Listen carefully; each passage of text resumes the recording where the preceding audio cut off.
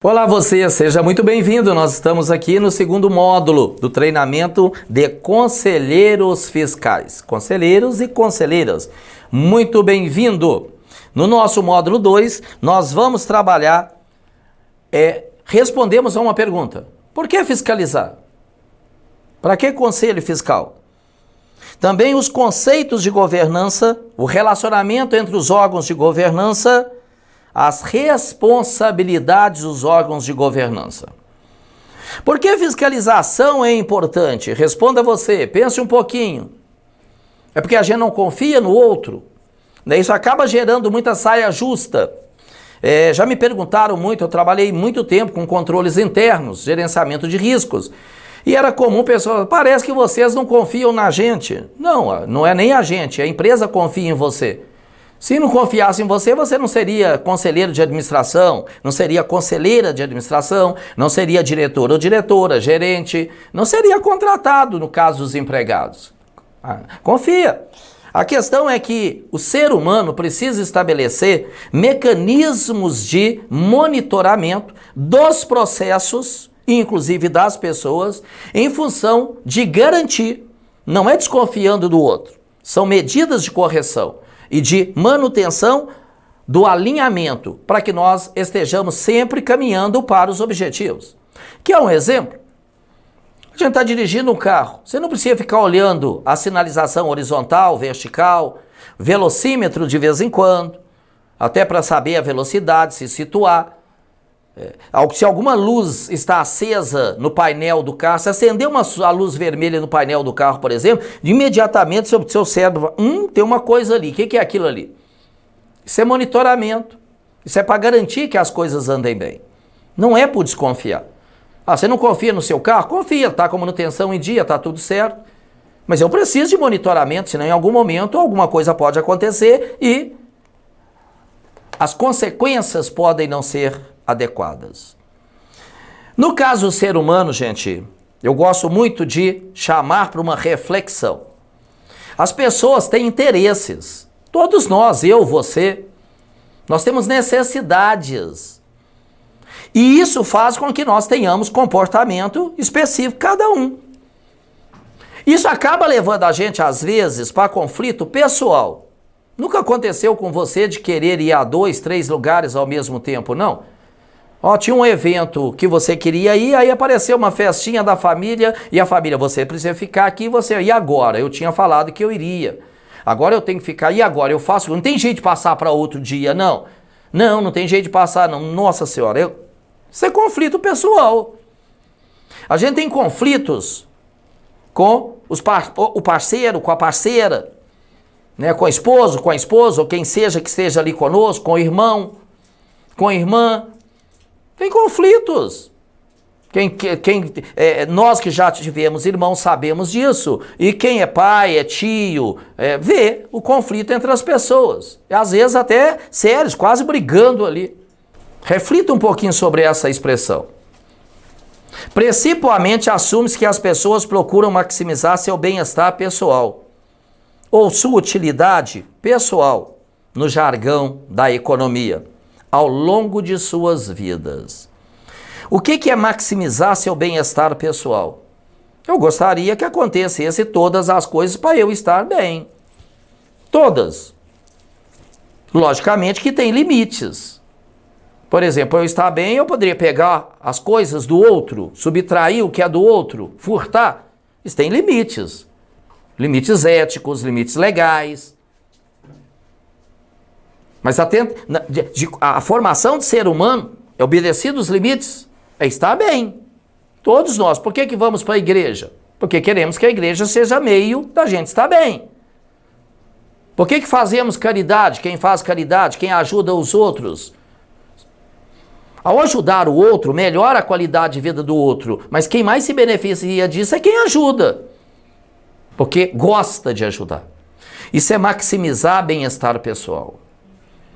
E é isso que a gente tem que estar atento. Pessoas às vezes pensam diferente porque entendem que o meio de satisfazer as suas necessidades são diferentes.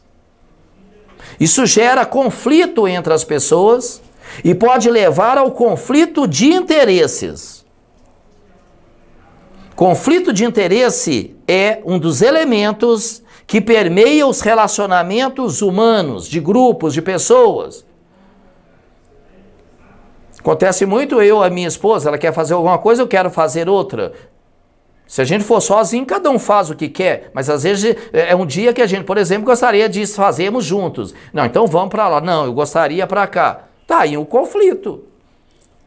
O conflito precisa ser identificado e tratado. E eu já vi situações, por exemplo, inclusive em cooperativa, de pessoas dizendo assim, aqui, José Carlos, a cooperativa é boa mesmo, é diferente de tudo, aqui não tem conflito. Não, então não tem gente. Se tiver gente, tem conflito. E entender que não tem conflito é o primeiro meio para não identificar e tratar. E aí os conflitos ficam escondidos. Escondidos não, eu que não quero ver. Eles existem.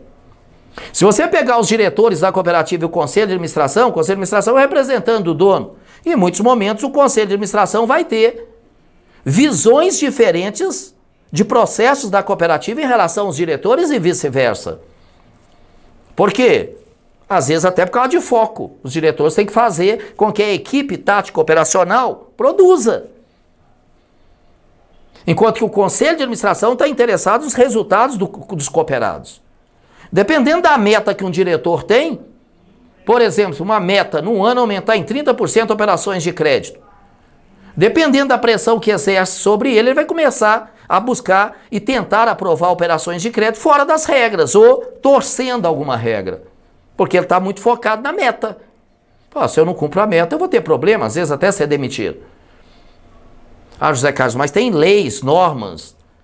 Ô, gente, se leis e normas fossem cumpridas por todo mundo, independentemente dos mecanismos de controle, não precisava de polícia, não precisava do judiciário, não precisava do Ministério Público. Nós precisamos entender o seguinte, pessoas também forçam a regra em algum momento.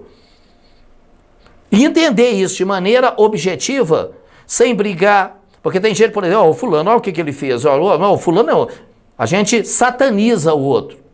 Não, vamos trabalhar. Se tiver que tomar providência, toma as que tem. Mas não precisa agredir o outro. A gente não precisa elevar o tom de voz, não precisa brigar, para tratar normal. Então, isso aí está errado, aí é para corrigir. Está errado por causa disso, estou colocando o relatório, está aqui na ata do Conselho Fiscal que está indo para o Conselho de Administração. Conflito de interesse é quando alguém, aí tem, e esse conceito é um conceito hoje adotado pela Organização das Cooperativas Brasileiras, no documento Boas Práticas de Governança Cooperativa, e é adotado pelo Instituto Brasileiro de Governança Corporativa, que é no Brasil hoje o mais importante órgão do ponto de vista do estudo, das publicações e das recomendações de práticas de governança. Segundo esse conceito de conflito de interesse, isso vai acontecer quando alguém não for independente em relação a um assunto, a um tema, a uma matéria em discussão. O que é não ser independente? É quando eu tenho algum objetivo específico e pessoal. Eu não sou independente. Porque eu estou trabalhando, e aqui o foco é a organização, a empresa. Uma operação de crédito do meu irmão e eu sou o presidente do conselho de administração. Eu não sou independente em relação àquela operação. Por mais que eu diga que sou, não sou. O cara é meu irmão. Da minha esposa, de familiares, de pessoas ligadas ao meu grupo social, meu grupo de convívio. E apenas um exemplo, operação de crédito, isso tem N possibilidades. E não sendo eu independente, eu posso influenciar, preste atenção, ou tomar decisões motivadas por interesses distintos daqueles da cooperativa. Ou seja, o que me motiva a tomar a decisão e inclusive a influenciar. Você já deve ter visto, por exemplo, o ser humano é ótimo para isso. Eu não decido não, mas eu começo a conversar com as pessoas que decidem, para decidirem de acordo com o meu interesse. E às vezes até passando em cima da regra da organização. As cooperativas terão isso. Não é pode ter não. Terão em algum momento. Até dentro de conselhos. E se a gente ficar, não, é porque aqui não tem, aí a gente não vê. E não vendo, não trata. A gente não toma as providências necessárias. Então, o intuito aqui de trazer isso à discussão é justamente conscientizar você que o processo de monitoramento, de fiscalização, ele é necessário. Ele é benéfico. E a gente não faz fiscalização para simplesmente gerar situação ruim para o outro. Nós fazemos porque é bom para a organização. E isso tem que ser feito com cuidado, com sensibilidade, com respeito, com as palavras certas, com assertividade, tem que ser falado o que tem que falar. Evitar os medos assim, vou colocar isso na ata, não, o pessoal do Conselho de Administração não vai gostar. Meu amigo, se estiver fora da regra, tem que ser colocado. Se tiver uma recomendação para melhorar, tem que colocar na ata, com as palavras adequadas, se possível, inclusive buscando a lei que te dá a fundamentação para isso, a norma que dá a fundamentação. Por isso que é importante ler, por isso que é importante estar antenado, mas precisa registrar. Porque os conselheiros e as conselheiras fiscais são os representantes dos donos justamente para estar monitorando várias coisas, uma delas conflito de interesse. Qual empresa nunca terá conflito de interesse em seus processos a partir do conceito e da explicação que eu estou aqui provendo para vocês? Qual família nunca terá? Qual organização? Reflita aí. Eu te ajudo a responder. Todas terão, inclusive as religiosas. Todas. O papel da supervisão é da fiscalização. E fiscalização não é atrapalhar. Fiscalização não é criar problemas para o outro apenas. Fiscalização, eu falo apenas porque problema acaba atrapalhando em algum momento. O cara estava fazendo algo, eu peço para me entregar documento, o papel, nossa senhora, não tinha nem tempo para isso. Não, está atrapalhando. Na realidade, a gente está ajudando. E a gente tem que exercitar isto. Toda vez que for relacionar com as pessoas, dizer, nós estamos aqui para ajudar. Ó, nós estamos pedindo isso, o objetivo é ajudar. Estamos recomendando aqui, o objetivo é ajudar desse jeito. Trazendo para as empresas, a gente ainda tem um negócio que eu chamo de tríade da governança. As empresas têm donos, a cooperativa tem donos. Então você vai ver, tem um triângulo no slide, tem o dono, os cooperados. Os cooperados têm interesses. Se você deixar os cooperados, cada qual, tirar da cooperativa o que ele acha que atende à necessidade dele, a cooperativa vai ser fechada em poucos dias. Se você for ouvir, por exemplo, não, a cooperativa já está grande, ela podia fazer isso para a gente. Se for uma cooperativa de crédito, por exemplo, poderia dar dinheiro de graça para a gente, né? Se for uma cooperativa de produção, podia prover insumos sem a gente ter que pagar. Cooperativa é para ajudar. Cooperativa não é filantropia. Cooperativa é uma empresa séria, que inclusive precisa entender que estratégia tem e ter resultados que atendam a estratégia. Numa outra ponta do triângulo, a gente tem o controlador societário. O que é controlador societário? Quem numa assembleia decide. Aí começa a complicar. Se você pegar os associados isoladamente, todos têm N vontades. Mas eles vão decidir na assembleia. Assembleia Geral ordinária ou extraordinária. E na assembleia, a maioria é que vence. Se for uma Assembleia Geral ordinária, 50% mais um dos presentes. E uma coisa, no assunto 1, eu estive entre os 50% mais um que aprovou. No assunto 2, o que eu queria que fosse aprovado não foi. Então, no assunto 2, o grupo que determinou a decisão, o controle daquela decisão, eu não estava nele. Eu estava com a outra ideia. Mas a cooperativa é de todos, ou seja, estando do lado da defesa ideia que foi deliberada, aprovada, ou do outro lado, a cooperativa é de todos nós. E isso começa a estabelecer complexidades. Você já deve ter participado de assembleia e alguém sai assim, não queria que aprovasse isso, mas aprovaram. Esse povo, eles não entendem do negócio. Quer dizer, parece que eu não estou ali no grupo. E democracia é uma hora eu estou com a maioria, outra hora eu estou sem a maioria. Mas eu sou da cooperativa, democracia é isso. Outra coisa importante para entender que gera problemas. Faz uma assembleia. A cooperativa tem 10 mil cooperados, aparecem 200 na assembleia.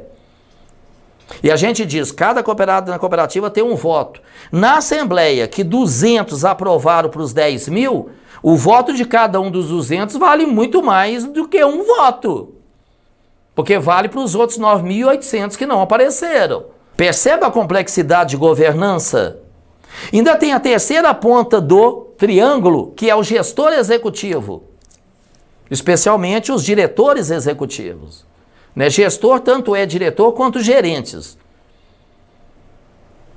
Eu vou dar enfoque aqui, ou foco, nos diretores e diretoras que respondem diretamente ao conselho de administração. Os diretores e diretoras são contratados pelo conselho de administração, nas cooperativas que tem segregação entre conselho e diretoria, porque se não tiver, os diretores serão membros do conselho de administração. Se for membro do conselho de administração, aí isso potencializa conflito até falar chega. Porque o diretor que faz parte do conselho de administração, ele é membro de um órgão estratégico, que é o conselho de administração, e membro de um órgão de execução da estratégia, que é a diretoria ao mesmo tempo. Na mesma pessoa tem as duas possibilidades. E quase sempre ele vai privilegiar o curto prazo em detrimento do longo prazo, e o longo prazo é estratégico, o curto prazo é tático, é operacional, ou seja, é realizar operações. Trago esse triângulo para vocês perceberem da complexidade que é governança nas instituições. O quanto de conflito que emerge. E além do conflito de interesse, aparece um segundo conflito, que é o conflito de agência, que é o conflito que pode se instaurar ou ser instaurado entre os diretores executivos e os donos ou os representantes dos donos. Os representantes dos donos, conselho de administração. Em vários momentos, a ideia, o objetivo, o querer dos diretores podem dissociar dos objetivos dos donos, da intenção dos donos. Isso gera conflito de agência. Conflito de agência foi estudado em 1976, escrito em 1976 por dois autores norte-americanos da área de direito, que é Jensen e Macklin. Segundo os dois escritores, os dois estudiosos cientistas, com a relação de agência, o conflito de agência está dentro da relação de agência. É um contrato sob o qual uma ou mais pessoas, o ou os principais, os donos, empregam uma outra pessoa, o agente. Os donos empregam alguém para executar, em nome dos donos, um serviço. E esse serviço implica a delegação de algum poder de decisão. É a contratação dos diretores. E que são importantíssimos aqui. A gente não fala, mas esse é ruim, esse aqui não serve. Não, são todos importantes. É entender a estrutura de maneira objetiva, técnica, científica. Nós todos sabemos, inclusive quem é empresário, muitos conselheiros de administração, conselheiros fiscais são empresários. Você sabe que contratar alguém, em algum momento tem conflito. Não tem jeito de não ter. Em algum momento, aqueles contratados diretores podem pensar de maneira diferente. Por quê? Porque ambas as partes, aí os autores dizem, se ambas as partes dessa relação contratual, os donos e os contratados, forem maximizadores de utilidade, eu disse que maximizar a utilidade é tentar atender os interesses pessoais. Tem limitações para isso, as leis, as normas, a regulação interna da cooperativa, mas em algum momento alguém pode ultrapassar. Se ambos, donos e os gestores contratados, diretores, forem maximizadores de utilidade, e são, todos nós somos, a boa razão ou boas razões para acreditar que o agente nem sempre agirá de acordo com os interesses do principal, que o contratado nem sempre agirá de acordo com os interesses de quem contrata. Isso é de um ser humano. Sabe, isso não é falar mal das pessoas, isso é reconhecer características. E ao reconhecer, a gente começa a entender como operar. No seu relacionamento com os conselheiros de administração, o relacionamento do conselho de administração com o conselho fiscal, fiscal com o conselho de administração, o fiscal com as diretorias executivas. Ou seja, entre os cooperados e entre os contratados para trabalhar para os cooperados, porque todos os empregados são contratados, mas eles são coordenados pela diretoria. A diretoria é o mais alto nível, na hora que você entra no que a gente chama de funções ou níveis tático-operacionais. Enquanto que o conselho de administração, que representa os donos, é estratégico. Entre os donos e os diretores, e esses donos podem inclusive estar representados pelo conselho de administração, há naturalmente um conflito de agência. Esse conflito de agência, ou o espaço dele, é um local apropriado para a atuação do conselho fiscal. Inclusive, pode acontecer que o conflito de agência esteja instaurado entre os conselheiros de administração e os donos. Pode ser que em algum momento uma estratégia aprovada pelo conselho de administração, uma diretriz, não seja das melhores para os donos, e o conselho fiscal tem todo o direito de questionar. Aliás, não tem direito, tem obrigação. É o papel. Se pegar a resolução, a lei 5764, diz que o Conselho Fiscal fiscaliza assídua e minuciosamente a cooperativa. Então é obrigação. Então quando você estiver fazendo, faça com a melhor das intenções, faça sabendo das leis, faça sabendo das normas. Se não souber, procure ajuda. Mas você não está fazendo favor, você está fazendo sua obrigação. Porque às vezes o ato de fiscalizar fica parecendo que, mas está atrapalhando, tá? Não, tem que tomar cuidado também para não ficar atrapalhando o tempo todo. A gente tem que ter bom senso. Essa relação de agência, onde se instaura o conflito de agência entre os contratados e os donos ou seus representantes, é um contrato.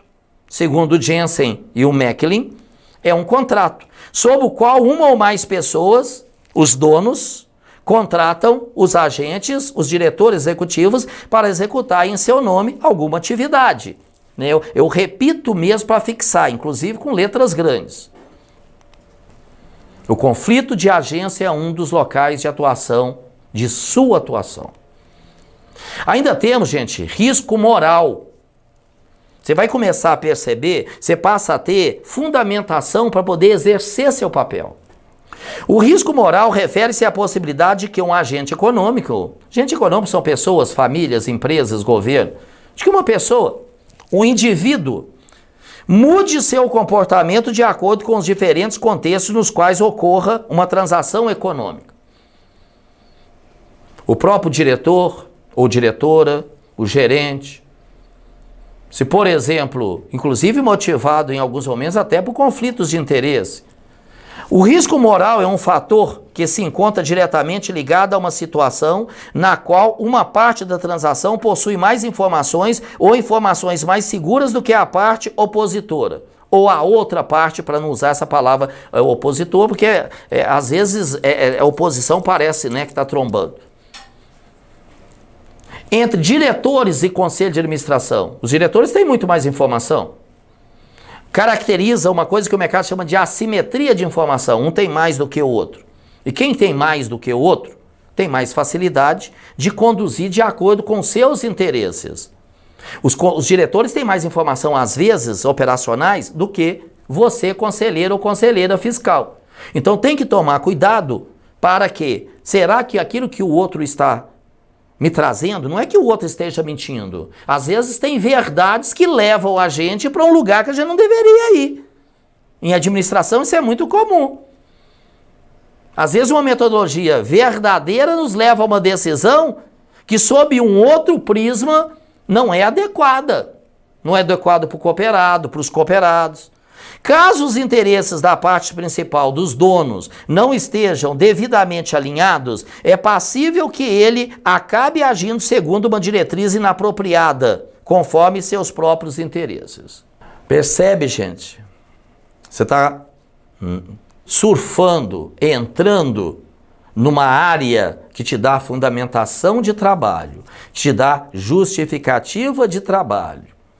No risco moral, há uma grande desvantagem, uma vez que ele é ignorado, custos podem ser gerados, podendo, inclusive, prejudicar o faturamento de uma empresa. Por outro lado, se ele for percebido, você sabe que ele pode existir e vai atuar sobre ele, é um catalisador eficiente.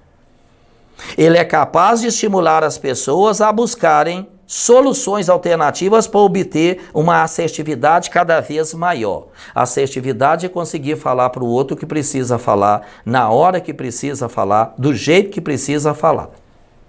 Se você sabe que há conflito de interesses, risco moral, assimetria de informação, a hora que você vira para o diretor, eu preciso de mais informação, eu vou pedir uma auditoria. Não, mas não precisa. Mas eu agora preciso porque eu entendo que aqui é relevante. Percebe você que dependendo da abordagem que a gente dá, aquilo que no primeiro momento pode parecer um negócio ruim, pode se tornar algo muito bom, até ferramenta de trabalho? Observe mais uma vez, eu vou repetir, o slide. Pode ser uma grande desvantagem. Se a gente ignorar o risco moral, a gente pode ter aumento de custos, inclusive a atuação de pessoas de maneira inadequada. Se a gente entende e percebe, inclusive você, não sabe algo, não entendeu, tem que entender. Alguém tem que te ajudar a entender. A cooperativa precisa prover os meios necessários. Logicamente que do seu lado também precisa caminhar, precisa ler, precisa estudar, precisa estar atento. Se está num conselho de uma cooperativa, seja de administração ou fiscal, a gente precisa estar disposto a ler, a buscar informação. Mas o outro tem que ajudar, o conselho de administração tem que ajudar, os diretores têm que ajudar, os gerentes têm que ajudar. Se existir cooperativa central, a cooperativa central tem que ajudar. E aí, a vantagem é, se eu sei que ele existe, nós iremos trabalhar buscando realmente entender as coisas e diminuir os desequilíbrios informacionais, as assimetrias de informação. Assimetrias são medidas diferentes. Nós podemos sermos assertivos, falarmos o que precisamos, às vezes até sendo enérgico, né? Às vezes a gente é ser humano, mas não precisamos ser mal educados. E o outro não precisa ser mal educado com a gente. Ser assertivo é ser firme, direto, sem causar constrangimento. É uma capacidade de afirmar de maneira clara, objetiva e transparente, sem delongas, sem ficar rodeando. Isso eu não sei, eu preciso saber o que é, não entendi aquilo. Pessoas assertivas são diretas sem ser rudes. Utilizam de sua força moral, da qualidade de seus argumentos e de sua capacidade de síntese para ir direto ao ponto sem rispidez e sem ficar com subterfúgio, rodeando o tema. A assertividade é uma virtude pessoal que demonstra maturidade e segurança. E quem está num conselho de administração, no conselho fiscal, precisa saber ser assertivo.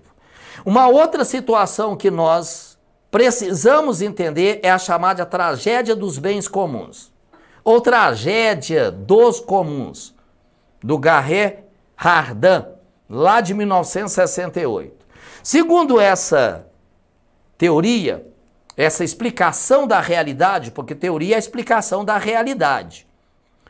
Tragédia dos bens comuns é quando se instala uma situação onde indivíduos, agindo de forma independente, cada qual, irracionalmente, Então tem uma racionalidade, tem uma explicação. De acordo com seus próprios interesses, e aí pode gerar conflito de interesse, se comportam em contrariedade, em desacordo aos melhores interesses de uma comunidade e acabam esgotando recurso de todos, recursos comuns, recursos da coletividade. Observem invasões de terras, uso de florestas às vezes. Na cooperativa, pergunta para cada cooperado o que ele quer da cooperativa e o conselho de administração fala, nós vamos entregar para os cooperados o que cada um quiser, para você ver o que vai acontecer. Alguns vão dizer, não, nós temos que preservar a cooperativa, mas a tendência é um conjunto grande de pessoas, não, eu quero dinheiro a 0%, ou a 0,1 aqui, ó, ao mês ou ao ano. Isso é, tendo acesso, estando independente, não pensando na coletividade, e racionaliza. Não, a cooperativa é grande. Você quer ver um exemplo bom disso? Alguém chama a gente para ir num restaurante. E chega no restaurante, várias pessoas, 10, um grupo. O grupo resolve, vamos gastar e dividir igual. Ao final pega a conta, dividimos por 10, cada um paga a sua parte. Alguém muito sensato pode virar e falar, não, eu vou comer um prato mais barato aqui, né, porque vai dividir, senão pesa. Já aparece um incauto lá pedindo o prato mais caro. Porque lá na cabeça dele ele pensa assim, já que todos vão pagar igualmente, é melhor pegar o caro, né? Porque se eu pegar o mais barato e o outro pega o caro, eu fico em desvantagem. Então eu pego o caro de uma vez. Como alguém viu um dos elementos dos participantes pagar o caro, falou, e eu vou pegar o barato? Deixa eu também pegar o mais caro. Ou seja, gente, e tem racionalidade, eu estou dizendo, ó, porque o outro pegou o mais caro, eu vou pegar o mais barato, e o primeiro que pegou, eu vou pegar o mais barato, e se alguém pega o mais caro aqui, eu vou ajudar a pagar o mais caro. Isso é do ser humano. Se não tiver regras, valores, monitoramento. Olha as favelas. A favela não precisava ser desorganizada. As pessoas podiam organizar.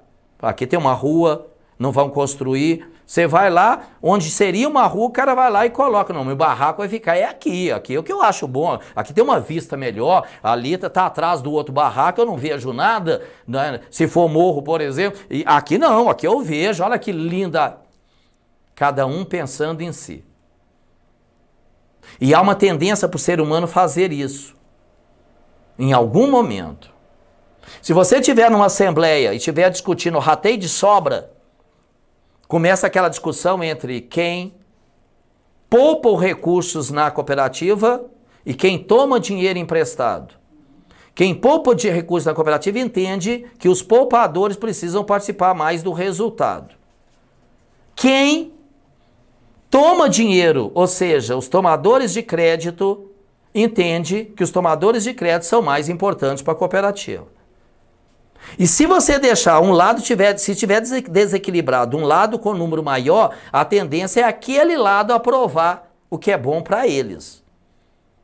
Faz parte do ser humano. A gente tem que ter muito jeito para trabalhar com isso, muito cuidado, regras bem feitas. Por isso, as diretrizes aprovadas pelo Conselho de Administração são tão importantes. Por isso, gente, há nas organizações, nas cooperativas, possibilidade de uma série de problemas. Uma série de problemas. Nas organizações com controle societário pulverizado, é o caso das cooperativas. Cada cooperado tem um voto. Então, o controle da organização, o controle societário que se exerce na assembleia é pulverizado. É diferente, por exemplo, de a sociedade anônima que tem um acionista majoritário. Aí você tem o controle societário concentrado. Tem uma empresa grande, mas uma família é dona de 50% mais uma ação já basta. Eles decidem, na Assembleia, essa família decide sozinha. Não precisa nem dos outros 49,999% lá das ações. Na cooperativa, E a sociedade ela não pode ter isso também, né? Não ter uma pessoa, um grupo majoritário. A cooperativa é um controle societário, o controle da assembleia, pulverizado. Nas empresas com controle pulverizado, há possibilidade de conflito de interesse. Nas outras também, aqui a coisa é potencializada. Conflito de agência. Assimetria de informação, um sabe mais do que o outro, o diretor em relação a conselheiros, por exemplo. Do ponto de vista técnico, o diretor sabe mais. Do ponto de vista estratégico, o conselho de administração tem que saber mais. Riscos morais, tragédia dos bens comuns, isso tudo justifica um programa de fiscalização. E eu não estou entrando aqui no que é ilegal, ilegítimo. Isso aqui pode levar à ilegalidade, à ilegitimidade. Mas ainda tem ações como, por exemplo, fraudulentas. Nós não vamos achar que nunca vai acontecer isso. Pode acontecer. Só isso, gente, sem pensar em fraude e em outras coisas, nós já temos justificativas para um excelente programa de fiscalização. O programa do qual você faz parte. Não se trata de não se ter confiança nas pessoas, mas de exercer a responsabilidade da governança definidas em lei, definidas na regulação. Isso é extremamente importante. E é justamente por isso que nós vamos ter uma situação onde, por isso, se ambas as partes, os donos, às vezes conselheiros de administração, diretores, as partes todas envolvidas, os empregados, se as partes forem maximizadoras de utilidades, há boas razões para acreditar que alguém nem sempre agirá de acordo com os interesses do dono. E por isso que eu tenho esse quadro, esse slide, onde a Assembleia vai eleger conselho de administração. O conselho de administração vai estar imbuído de autoridade de representação dos donos e vai precisar prestar contas para a Assembleia. E a Assembleia precisa exercer, os cooperados precisam exercer controle do Conselho de Administração. O Conselho de Administração tem uma diretoria executiva para dar execução. E, logicamente, a diretoria executiva tem um nível de autoridade também para fazer isso. Cada qual com sua autoridade. E que precisa prestar contas ao Conselho de Administração. Quem presta conta à Assembleia é o Conselho de Administração. A diretoria executiva presta ao Conselho. E o Conselho precisa exercer, Conselho de Administração sobre a diretoria, controle. A diretoria tem o pessoal do operacional que presta serviço, que tem um grau de autoridade e que presta contas aos diretores. E que os diretores têm que monitorar esse pessoal. Todo mundo monitora todo mundo. E tem o Conselho Fiscal eleito pela Assembleia, dotado de autoridade, presta contas para a Assembleia. Então, quando for levar parecer para a Assembleia, por exemplo, faça um resumo rápido, 5 minutos, né? Rápido, mas faça um resumo das principais atividades que foram feitas durante o ano. Preste contas à Assembleia. É isso que vai demonstrar para a Assembleia que o Conselho Fiscal tem um árduo trabalho para garantir que aquilo que o Conselho de Administração está dizendo para a Assembleia na prestação de contas é verdade. É fidedigno, utilizando uma palavra muito apropriada para esse tipo de coisa. E o Conselho Fiscal fiscaliza todos. Conselho de Administração, diretoria executiva, o quadro é funcional, operacional. E isso, gente, é que gera o ambiente da chamada governança corporativa ou cooperativa. Pelo Instituto Brasileiro de Governança Corporativa, governança corporativa é um sistema pelo qual as sociedades são dirigidas para onde se vai. O que dirige a sociedade? A Assembleia aprovando estatutos e reformando estatutos. O Conselho de Administração fixando diretrizes, regras gerais, políticas. Se a gente vai ao artigo 28 da Resolução 4434 de 2015, no inciso 1º, vai dizer que o Conselho de Administração é que fixa as orientações gerais do negócio. Inclusive, no inciso 3º, que fiscaliza também os diretores. Não é só conselheiro, conselheira fiscal que fiscaliza. O conselho de administração é responsável por estar olhando se os diretores estão fazendo o que tem que fazer. Inclusive, tem auditorias que ajudam nisso. As instituições são monitoradas. O slide anterior. Todos monitoram todos. Inclusive, os cooperados. E incentivadas. De vez em quando precisa gerar uma festinha de confraternização, premiação dos melhores, participação em resultados, né? Gerar incentivos financeiros e não financeiros, reconhecimento daquilo que foi bem feito, por área, por uma pessoa. E esse sistema envolve todos os relacionamentos, os donos, os cooperados, os conselheiros de administração, conselheiros fiscais, a diretoria, auditoria, envolve todos ali dentro da cooperativa. A governança transversaliza a cooperativa. Transversalizar passa por toda a cooperativa. As boas práticas de governança têm finalidade: aumentar o valor da empresa. É o associado, a sociedade, a comunidade olhar para a cooperativa e falar assim: essa cooperativa é ótima. Eu nem sou associado aí, mas ainda vou ser associado. Eu quero ser associado. A governança tem esse papel. Quando tudo anda redondo, a administração é bem feita, a fiscalização é bem feita, a gestão é bem feita a partir dos diretores, dos gerentes, tudo alinhado, buscando o objetivo. Isso facilita acesso a capital, porque os cooperados vêm em maior número, capitalizam a cooperativa, que dá acesso a capital.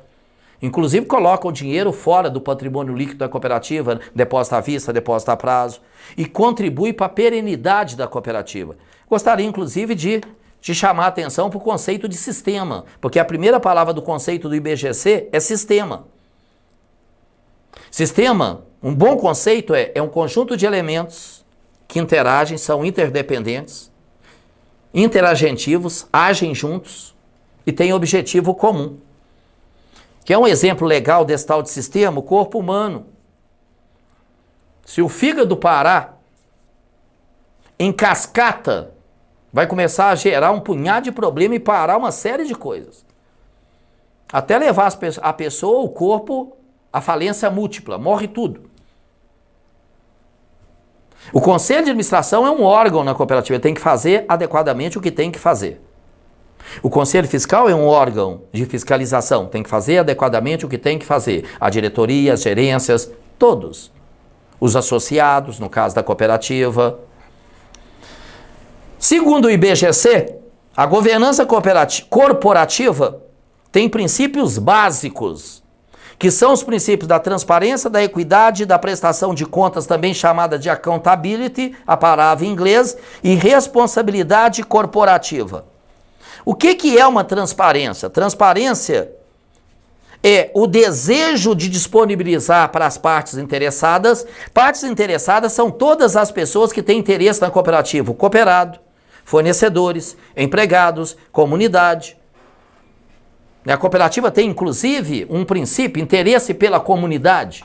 Ela não se preocupa só com o cooperado, ela se preocupa, inclusive, que a comunidade tenha uma percepção boa, confie na cooperativa. Transparência é quando a cooperativa, o conselho de administração, os diretores têm o desejo, a vontade de disponibilizar para as partes interessadas as informações que sejam do interesse dessas pessoas.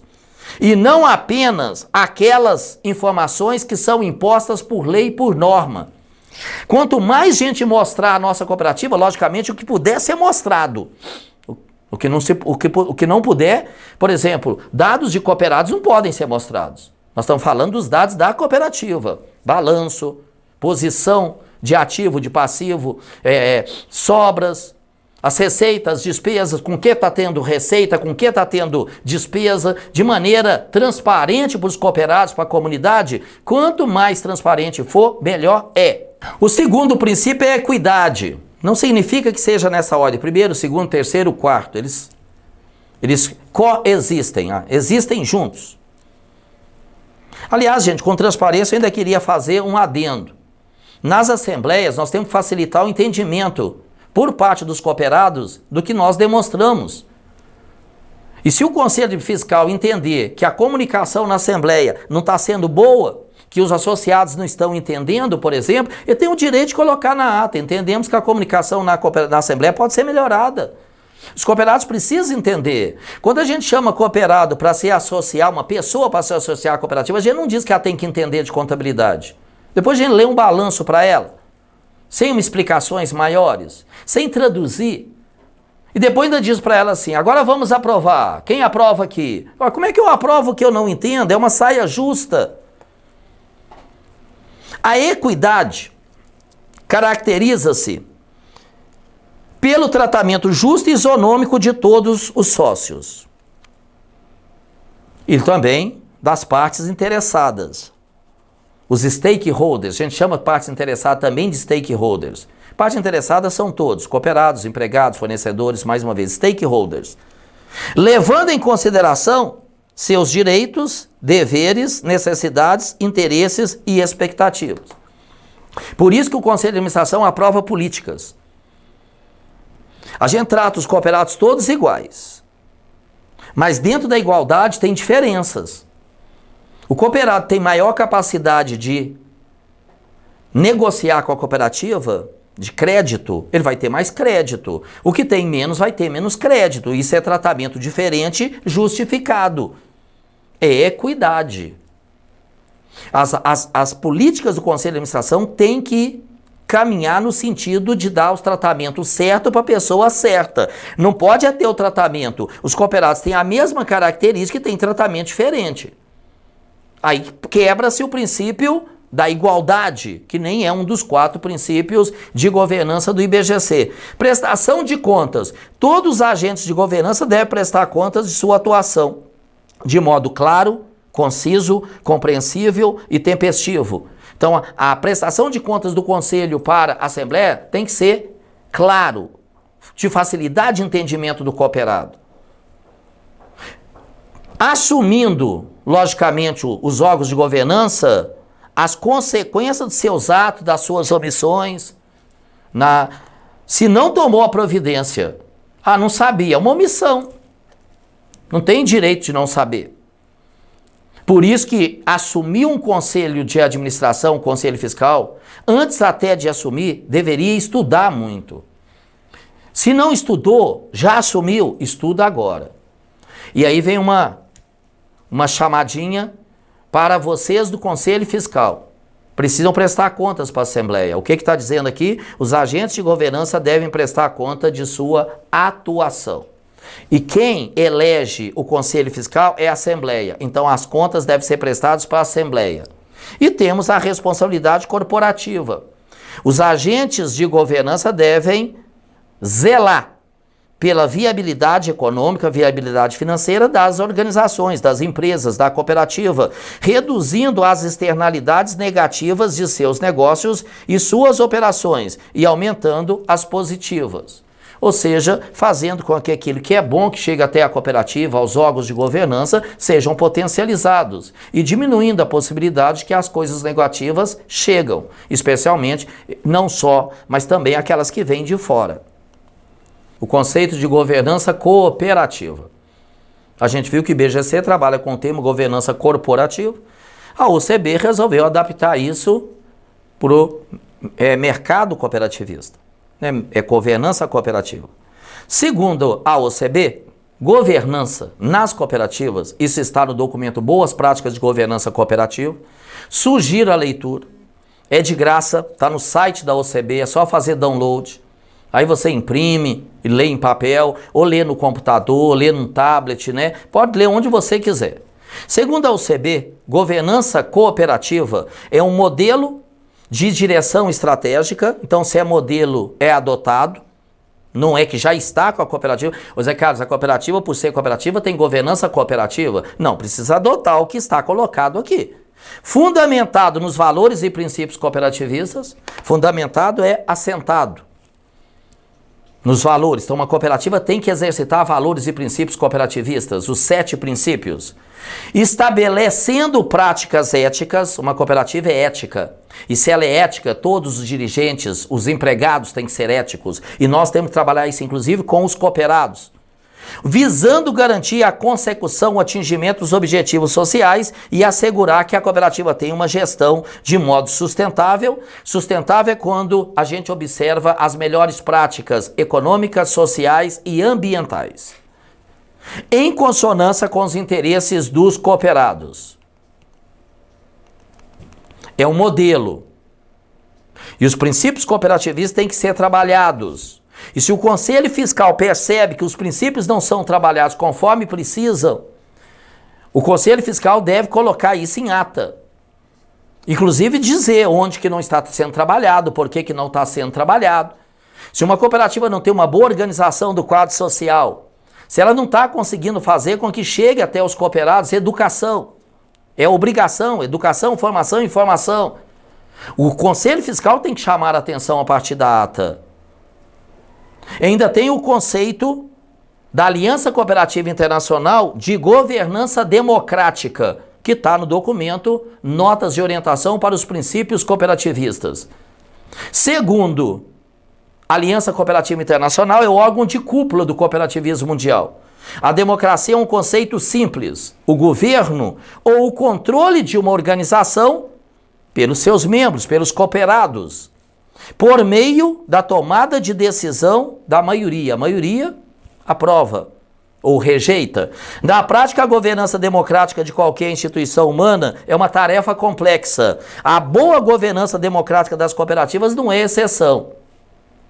Ter uma boa governança democrática na cooperativa, assembleia, participação dos cooperados, não é fácil. Vai precisar de muito trabalho do Conselho de Administração, de muita boa recomendação ou crítica do Conselho Fiscal, de muito trabalho dos gestores. Não vai ser fácil a gente manter associados em assembleias, em eventos, participando da cooperativa. E se o cooperado só vai à cooperativa fazer operação de mercado, ele não vê a cooperativa como cooperativa. Ele está vendo ela como qualquer outra instituição comum, que não tem a característica de cooperativa, o conceito de governança cooperativa da OCB, por exemplo. Ou seja, a cooperativa não tem ações, atividades, processos fundamentados nos valores e princípios cooperativistas. O Conselho Fiscal pode e deve também estar atento a isso. Aliás, a fala é da Aliança Cooperativa Internacional, o órgão de cúpula do cooperativismo mundial. Não é nem de cooperativismo do ramo A ou do ramo B, é de todos.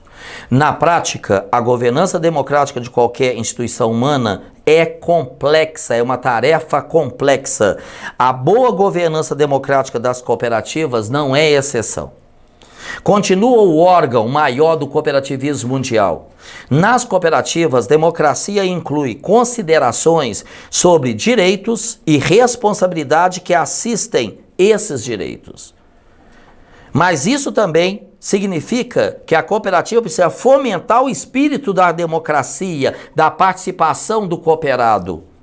O Conselho de Administração e a gestão coordenada, norteada pelo Conselho de Administração, tem que tomar as providências para isso. A cooperativa precisa ter uma estrutura, uma política, procedimentos de organização do quadro social, de desenvolvimento do quadro social. Isso precisa ser fomentado, o espírito de democracia, de participação do cooperado, por mais difícil que seja. Uma tarefa sem fim, segundo a Aliança Cooperativa Internacional, mas socialmente valiosa e essencial. Porque quando a gente estiver educando o cooperado para participar da cooperativa num processo democrático, nós estaremos dando a nossa parcela para que o associado perceba que ele vai precisar participar também da democracia municipal, estadual e federal. Um dos principais benefícios do modelo cooperativo é que o modelo cooperativo ajuda a plantar raízes democráticas profundas dentro do fértil solo da sociedade civil. Uma cooperativa não pode deixar o quadro social, uma cooperativa de crédito. Não, vem cá abrir conta. Não é abrir conta, é se associar. Associar tem responsabilidades, tem direitos e deveres, tem dois lados desse negócio. E cooperativa tem muita coisa boa para demonstrar para os cooperados, para os potenciais cooperados, ou seja, aqueles que ainda não são cooperados, e demonstrar para eles que vale a pena estar na cooperativa. Temos também o conceito da UOCO, ou muitos falam VOCO, que é o Conselho Mundial das Cooperativas de Crédito, sediado nos Estados Unidos. Para a UOCO, a governança corporativa tem 3 camadas. É a maior, a Aliança Cooperativa Internacional é o órgão de cúpula de todos os ramos. A UOCO é o órgão de cúpula das cooperativas de crédito. A governança tem 3 camadas. Uma camada individual, uma interna, chamada governança interna, e uma camada de governança externa. A governança individual está no nível das pessoas, do preparo, da participação, né, do estar preparado para assumir cargos de administração ou fiscalização, de assumir lideranças na cooperativa, por exemplo, comitês, grupos de trabalho. A cooperativa pode ter esse tipo de coisa. Na governança interna, a gente tem a estrutura, tem que ter uma boa estrutura, uma estrutura adequada, tem que ter mecanismos que possibilitem a continuidade, então boa administração, boa gestão, bons números econômicos, bons números sociais com os cooperados, equilíbrio de representatividade, ter no conselho de administração representação do quadro social, dos tipos econômicos, por exemplo, não para defender os tipos econômicos, por exemplo, se a cooperativa tem produtor rural como cooperado, é interessante ter, recomendável até ter no conselho de administração alguém da produção rural. Se tem empresários urbanos, é importante ter um empresário no conselho de administração. Não é para defender os empresários ou o produtor rural, é porque essas pessoas entendem melhor as necessidades desses conjuntos de cooperados. Isso ajuda muito. Prestação de contas internamente, ou seja, internamente as pessoas precisam se prestar contas, os gerentes e equipe aos diretores ao conselho de administração, ao conselho de administração, diretores, gerentes sendo supervisionados, fiscalizados pelo conselho fiscal, e tem a estrutura, a camada de governança externa. Tem que ter transparência para a comunidade, para a sociedade, para os cooperados. Tem que ter compliance, ou seja, cumprir as leis e as normas. O Conselho Fiscal é responsável por observar isso. E se você não observa sozinho, você pode observar a partir das auditorias, trabalhos de controles internos, trabalhos de gerenciamento de riscos, de compliance, da cooperativa central, se existir, de órgãos de supervisão que atuarem sobre a cooperativa. A cooperativa precisa cumprir as leis e normas. Ela é uma instituição ética. E tem, inclusive, uma resolução do Conselho Monetário Nacional no mercado brasileiro, a Resolução 4595 de 2017, que exige que as instituições realmente cumpram as leis e normas. E a prestação de contas pública. Você vai ver que a gente tem prestação de contas interna entre os órgãos e a Assembleia e prestação de conta pública para a sociedade, para a comunidade. Ou seja, uma cooperativa é um livro aberto. Todas as pessoas podem e devem entendê-la. Esse documento, esse diagrama, esse desenho, ele está no documento Boas Práticas de Governança Cooperativa da OCB. E ele é importante que ele deixa bem claro as 2 dimensões de uma cooperativa. Se você pegar uma empresa aí de mercado, a empresa quer atender clientes, né? E os clientes vão ali, ou gostam ou não gostam. A cooperativa tem uma coisa interessante, ela tem 2 dimensões, a dimensão social e a dimensão econômica. Os clientes da cooperativa, que são os cooperados, usuários do serviço da cooperativa, são também os donos. Você vai verificar por esse desenho que os cooperados são os participantes da assembleia, é o lado social da cooperativa, os associados são o lado social da cooperativa, as pessoas, os donos, e que tem a propriedade da cooperativa. E você vai perceber que tem uma linha que liga a assembleia lá embaixo ao cooperado, né, como usuário de produto e serviço da cooperativa. O cooperado tem 2 posições. Ele é o dono, ele é o lado social da cooperativa, as pessoas, né, que são inclusive beneficiárias da cooperativa, e ele é usuário dos produtos e serviços. Isso torna uma administração de cooperativa muito mais complexa do que administrar, por exemplo, uma sociedade anônima. O conselho de administração é o responsável por coordenar as atividades da gestão executiva. Você vai ver que gestão executiva está onde os triângulos se tocam. O triângulo de cima é o triângulo da propriedade e o triângulo de baixo, invertido, é o triângulo da dimensão econômica, da operação, das operações da cooperativa. O lado empresa da cooperativa. O lado de baixo é o lado empresa, de entrega de produtos e serviços.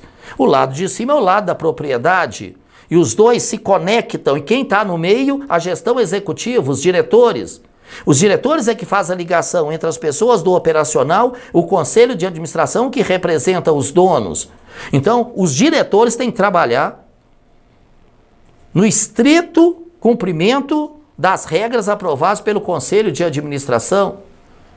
Porque o conselho de administração aprova as políticas como representante do dono, e quando o cooperado chega para ser atendido na cooperativa, ele precisa ser atendido de acordo com as políticas. Ele pode discordar? Pode. E se discordar, ele tem que remeter a discordância para quem? Para o conselho de administração, é o representante dele. Os diretores não podem passar em cima de políticas, diretrizes aprovadas pelo conselho de administração. Podem, no máximo, manifestar discordância. Todos podemos. Não tem problema. E se discorda, deve manifestar.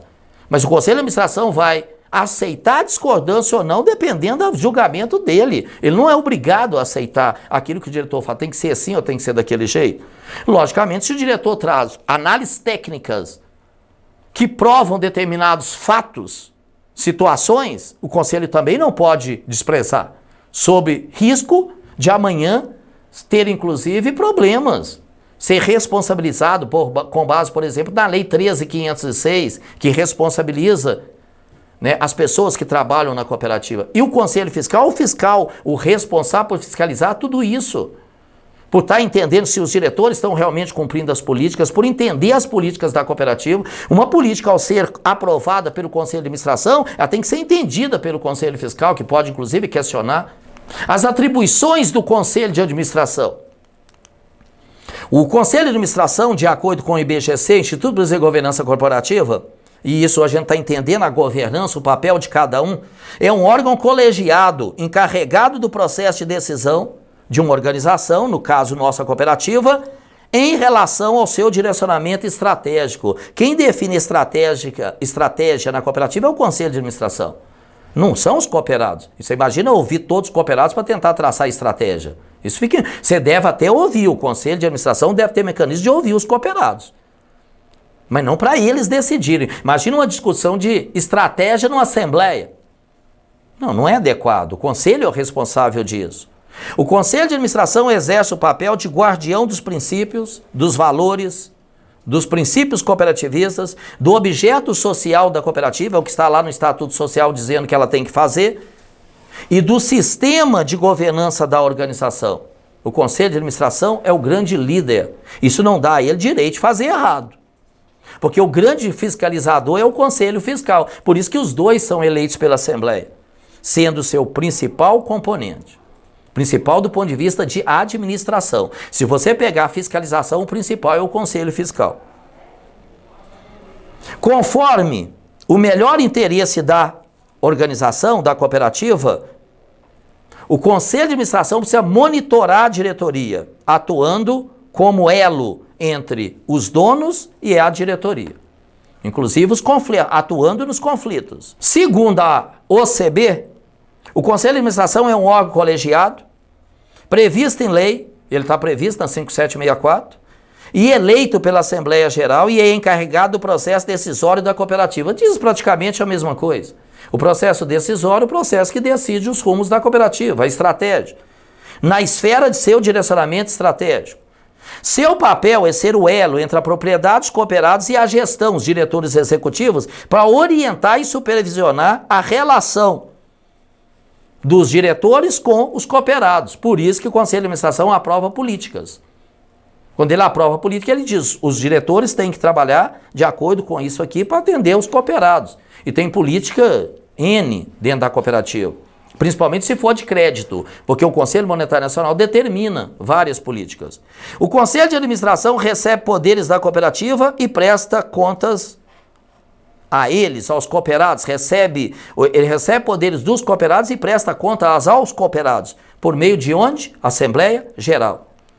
E aí a gente tem o artigo 28 da resolução 4434 de 2015, porque IBGC e OCB são recomendações, mas não obriga. A resolução obriga nas cooperativas de crédito.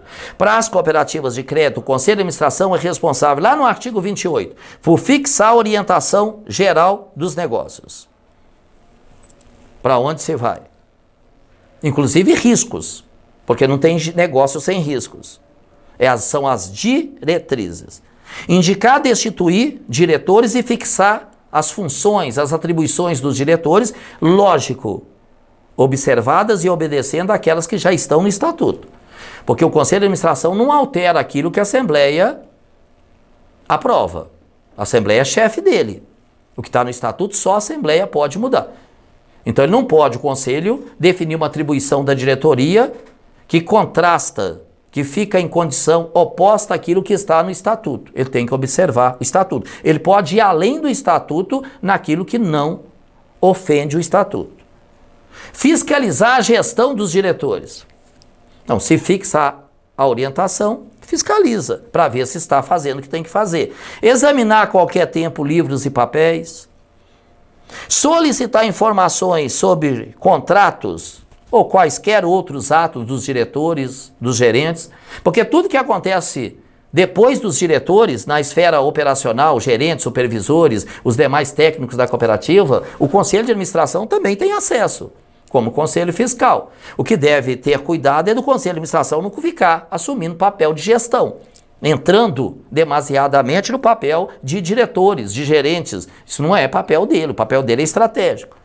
Solicitar informações sobre contratos, qualquer atos, convocar a Assembleia Geral, geralmente o presidente do Conselho é que convoca, ele também pode, mas o Conselho de Administração pode, até contra o presidente. O presidente do Conselho de Administração não é chefe do Conselho de Administração, é um membro do Conselho, é o coordenador, é importante, é um líder. Mas pode acontecer em algum momento o Conselho aprovar alguma coisa contra a vontade do presidente, não há problema nenhum. O Conselho de Administração decide por maioria. Manifestar-se previamente sobre atos ou contratos, aí tem que olhar se o estatuto exigir. Autorizar, se o estatuto não dispuser, não dizer o contrário, sobre alienação, venda, por exemplo, de bens do ativo não circulante. Ativo não circulante são os direitos e bens da cooperativa, né? Os direitos que tem mais de 360 dias para a cooperativa poder colocar a mão no dinheiro de novo. Isso, gente, na verdade quer atingir principalmente o permanente, o imobilizado. É para evitar que, por exemplo, a diretoria vende uma propriedade da cooperativa sem que o Conselho de Administração se manifeste. E o estatuto ainda pode remeter isso para a Assembleia também. Escolher e destituir os auditores externos. Aí tem uma fala muito interessante do Carnevale, é um estudioso, é escritor de artigos sobre governança, onde ele fala sobre 3 modelos que existem de governança, segundo ele, no mundo. É um grande estudioso desse tema. E que aí ele faz comentários de qual que é adequado, qual que não é adequado, e ele faz uma crítica na relação do Conselho de Administração e dos diretores executivos. O slide traz modelos que têm 2 triângulos, né, virados inversamente colocados. O triângulo de cima, mais azul, é o triângulo do Conselho de Administração e o de baixo da diretoria executiva. Aí o Carnevale, analisando isso, ele diz, o Conselho de Administração precisa trabalhar com farol alto, olhando para o futuro. Ele é o órgão estratégico. E aprovando as diretrizes para a diretoria executar. A diretoria executiva tem farol baixo. O que é isso? Vai olhar no curto prazo, executar operações. E nesse sentido, a relação do Conselho de Administração e da diretoria executiva pode assumir algumas possibilidades. A primeira é quando o Conselho de Administração praticamente faz a mesma coisa que a diretoria. Fica fazendo operacional e deixa de ficar analisando o futuro. Quando a gente fala analisando o futuro, não é igual cartomante, não. É ter sistemas para isso, mecanismos, métodos, procedimentos, trabalhar isso de maneira organizada e sistematizada. Quando acontece do Conselho de Administração e da diretoria praticamente fazer a mesma coisa, ter uma sobreposição, segundo o Carnevale, a gente tem um modelo executor, o modelo em que o Conselho de Administração passa a ser o executor. Isso não é adequado. Os dois órgãos estão fazendo a mesma coisa. O Conselho Fiscal tem que olhar isso, ele tem que observar nas atas do Conselho de Administração quantas vezes o Conselho está fazendo análise de futuro, de manutenção de estratégia, de revisão de estratégia. Isso não pode ser visto só nas revisões de planejamento estratégico, não. O segundo modelo, segundo o Carnevale, é quando tem uma parede entre o Conselho de Administração e a diretoria executiva. Então o Conselho de Administração se distancia, vira até crítico da diretoria executiva e não há conversas adequadas, trocas de informações entre eles. A diretoria tem um papel muito importante de levar simulações e estudos para o Conselho de Administração, porque decidir sem simulação, sem estudo é muito perigoso, sem suporte técnico. Esse segundo modelo também não é adequado. Segundo o Carnevale, o melhor modelo é um modelo que ele chama de participativo. O Conselho de Administração fica no seu papel, a diretoria no seu papel, mas há um ponto de interseção, de troca de informações, onde a diretoria alimenta o Conselho de Administração e recebe orientações o tempo todo. A diretoria, inclusive, critica alguma coisa, criticada da melhor das formas. Em muitos momentos, com tratamento técnico, demove o Conselho de Administração de algum tipo de posicionamento, ou chama a atenção do Conselho para outras coisas. E o Conselho também trabalha de maneira a tirar a diretoria da zona de conforto, criticando, perguntando, questionando, perguntando, e se isso aqui tiver a acontecer de um outro jeito, por exemplo. Segundo o Carnevale, o terceiro modelo é o mais apropriado. Conselheiros e conselheiras fiscais, vocês precisam olhar a partir das atas do Conselho de Administração, se isso está acontecendo. E pode, inclusive, questionar. As atribuições do Conselho Fiscal, da sua estrutura. O Conselho Fiscal, de acordo com o IBGC, representa um mecanismo, um instrumento de fiscalização independente. Então, você não deve estar dependendo do Conselho de Administração. Não é adequado o Conselho de Administração estar indicando cooperados para serem conselheiros fiscais. Você imagina, por exemplo, sai da cooperativa, uma outra instituição, e alguém diz, lá na instituição tal, o fiscalizado é que indica o fiscalizador. De cara você vai falar assim, olha, que coisa mais estranha. Quando o Conselho de Administração indica cooperados para serem conselheiros fiscais, monta chapa, o fiscalizado está indicando o fiscalizador. Isso diminui a independência, ou no mínimo, gera suspeita nas pessoas. O que está acontecendo? Eles são assim. O pessoal costuma dizer carne e unha, né? Tudo farinha do mesmo saco. Precisa ser independente o Conselho Fiscal. Entramos agora nas atribuições do Conselho Fiscal. Primeiro vamos ver o que diz o Instituto Brasileiro de Governança Corporativa. Segundo o Instituto Brasileiro de Governança Corporativa, o IBGC, o Conselho Fiscal representa um importante mecanismo, um instrumento de fiscalização e que precisa ser independente.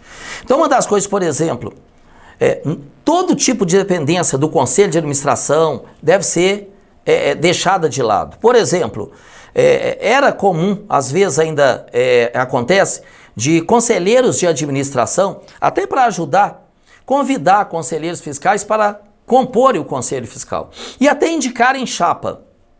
Isso deve ser evitado. Pense você, vamos esquecer a cooperativa e pensar numa instituição, outra. Alguém diz para você assim, lá na instituição XPTO, os fiscalizados indicam os fiscalizadores. Duvido que você vai achar isso adequado. Você vai falar, o quê? E quando isso acontece, gente, abre espaço para dúvidas, para as pessoas terem dúvidas em relação ao processo. Alguém acaba dizendo assim, farinha do mesmo saco, olha lá para você ver. O Conselho de Administração indica, o Conselho de Administração é fiscalizado. Precisa haver independência dos conselheiros e conselheiras fiscais, dos conselheiros de administração. para reporte aos sócios. O Conselho Fiscal responde ao sócio, e por isso eu digo, já disse aqui 2 vezes, que precisa prestar contas na Assembleia de maneira resumida, mas do que se faz. Instalado por decisão da Assembleia Geral. O objetivo é preservar o valor da organização, as pessoas acreditarem, terem confiança na organização. Os conselheiros fiscais possuem poder de atuação individual, apesar do caráter colegiado do órgão. Significa que o órgão pode decidir colegiadamente, fazer uma eleição, eu sou a favor, eu sou contra, mas cada conselheiro pode fiscalizar individualmente. Os outros não podem ser obstáculo. Se eu estou no Conselho Fiscal, nós somos 3 efetivos, e eu entendo que eu tenho que fazer uma fiscalização numa área, e eu tenho justificativa para isso, porque fazer fiscalização por fazer fiscalização fica estranho. Eu tenho justificativa, tem sinais, tem sintomas, tem evidências às vezes. Eu posso fiscalizar sozinho, não tem problema nenhum. Segundo a OCB, o Conselho Fiscal tem poderes estatutários e legais de fiscalizar assídua e minuciosamente. Esses termos foram tirados, inclusive, da própria Lei 5764, e a OCB trouxe para o documento Boas Práticas de Governança Cooperativa.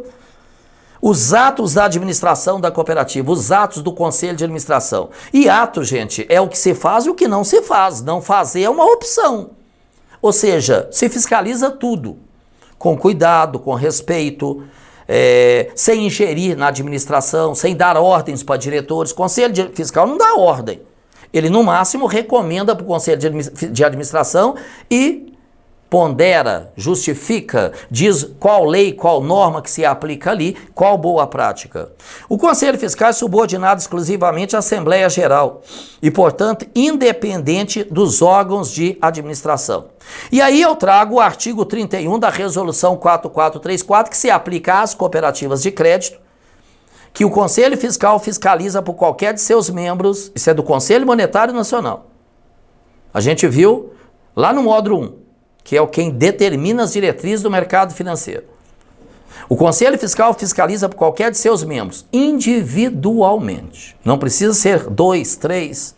Os atos dos administradores e também tem a obrigação de verificar o cumprimento dos deveres legais e estatutários, né, dos administradores. Quando a gente fala de administrador, estamos falando de conselheiros de administração e, por extensão, porque é quem cumpre diretores, gerentes e toda a equipe operacional. Ou seja, o Conselho Fiscal fiscaliza tudo e todos, com cuidado, com respeito, aquela coisa toda que eu tenho dito aqui. Opinar sobre as propostas, né, dos órgãos de administração, diretoria, conselho, com relação à incorporação, fusão e desmembramento da cooperativa. Até porque esses processos eles envolvem riscos relevantes. Analisar as demonstrações contábeis elaboradas periodicamente pela cooperativa, balanços. Opinar sobre a regularidade das contas da administração, as demonstrações contábeis do exercício. Elaborar o parecer para levar à Assembleia Geral. E o parecer pode, inclusive, conter voto dissidente. Um conselheiro fiscal pode dizer, eu não concordo com a aprovação. E nariz. Isso não é adequado. Um conselheiro dissidente, um voto dissidente, não é o melhor dos caminhos, porque vai gerar desconfiança na sociedade, nos cooperados. Mas, se chegou na situação que tiver que registrar, tem que registrar, por mais que cause dissabores. No entanto, gente, o melhor caminho é o Conselho Fiscal ser muito assertivo durante o ano, trabalhando com os conselheiros de administração, conselheiras, diretores, ser assertivo, exigir, pedir, recomendar, pedir pareceres técnicos se for necessário, sabe? Pedir ajuda da central se tiver cooperativa central, para as coisas serem arrumadas e não ter que ter lá nas demonstrações, no fechamento das contas do ano, votos contrários à aprovação de contas. Aliás, tem aqui no artigo 31, tem condições, aqui a gente tem instrumentos muito bons para o Conselho Fiscal fazer com que as coisas aconteçam. Eu já mostro para você. Também é responsabilidade do Conselho Fiscal convocar auditores externos e internos a qualquer hora, sempre que preciso, para prestar informações necessárias ao desempenho das suas funções. Inclusive pode pedir trabalhos de auditoria. Não precisa, eu não entendo daquilo. Pede auditoria então para verificar, se entender que há necessidade. Convocar a Assembleia Geral por deliberação da maioria de seus membros. 2 efetivos convocam a Assembleia no Conselho Fiscal, sempre que ocorrerem motivos graves ou urgentes. E esse inciso 7º é muito importante. Comunicar por meio de qualquer de seus membros. Um conselheiro fiscal faz. Uma conselheira.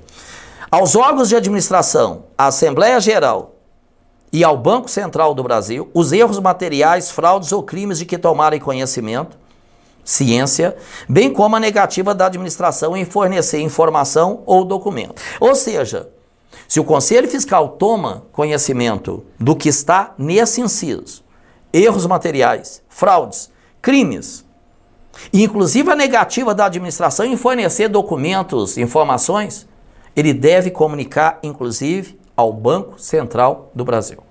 É lógico que isso aqui não pode ser utilizado para situações que não estão ligadas com a fiscalização direta e justificada da instituição.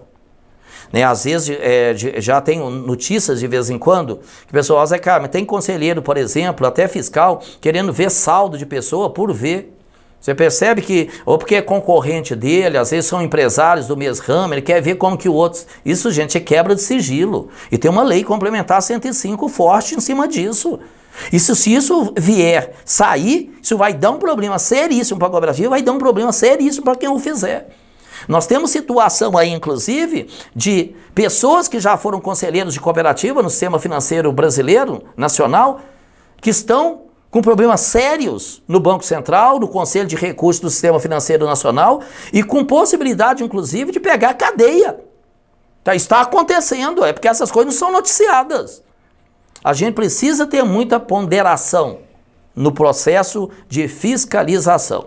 E o que faz a diretoria executiva? Segundo o IBGC, a diretoria é o órgão responsável pela gestão. O principal objetivo da gestão é fazer com que a organização cumpra seu objeto e sua função social.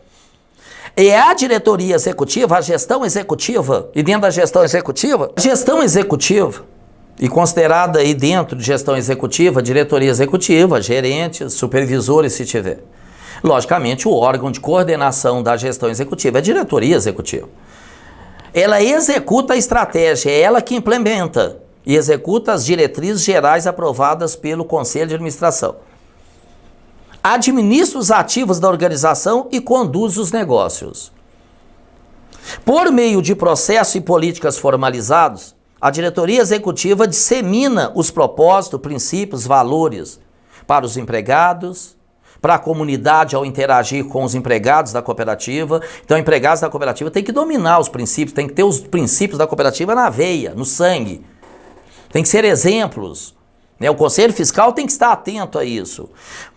Tem que ser responsável pela elaboração e implementação de todos os processos operacionais e financeiros, inclusive os relacionados à gestão de riscos, aos processos de comunicação com o mercado, com os demais partes interessadas ou stakeholder.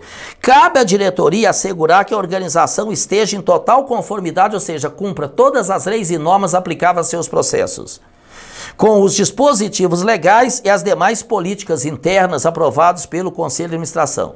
Segundo a OCB, a gestão executiva, coordenada, capitaneada pela diretoria executiva, é formada pelo conjunto de responsáveis pela execução das diretrizes fixadas pelo Conselho de Administração e deve prestar contas ao Conselho de Administração.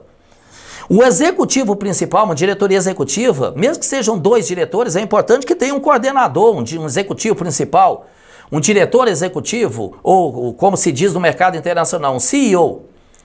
A responsabilidade desse executivo principal é ser coordenador, ser o responsável pela gestão, pela coordenação das outras diretorias, superintendências, se existirem. E, logicamente, que o diretor principal ele é escolhido pelo Conselho de Administração. Bem, gente, isso é o que nós tínhamos para entender de governança, desde os conceitos até a atuação dos órgãos, Conselho de Administração, Conselho Fiscal e Diretoria Executiva. Muito obrigado você. A gente se vê no 3º módulo. Um abraço.